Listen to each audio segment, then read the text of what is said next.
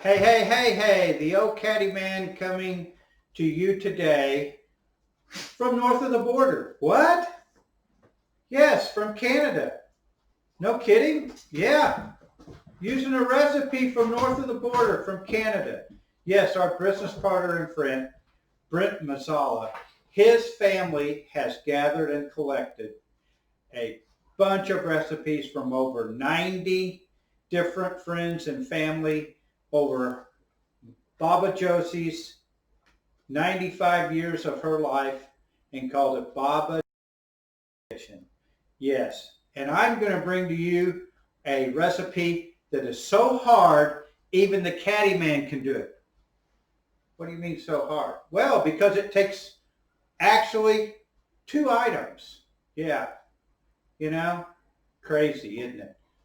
But Brent always says, why do you guys mix your syrup? Why don't you use this regular maple syrup? And he's right. We actually use combinations of maple syrup. But this is 100% maple syrup. So what we're going to do is make a crispy maple bacon.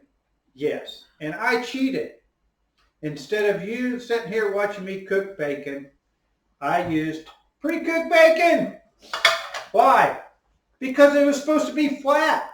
And so my bacon never turns out flat. It always curls up on me. So I use this because they cheated and made it flat. So this is real hard. You take your maple syrup. You just put it on the bacon. Just like that. Dribble it on. You don't want a whole lot. Okay, and now I'm going to go over and zap it in the microwave. Yeah, I'm going to put it on about 15 seconds. Dun, dun, dun, dun, dun, dun, dun, dun, dun, dun, dun, dun. Oh, that's Jeopardy, isn't it? Oh, well. Play some song while you're waiting for the bacon to heat up. Aha! Here it is, and it's bubbling up. It's juicy, it's warm, and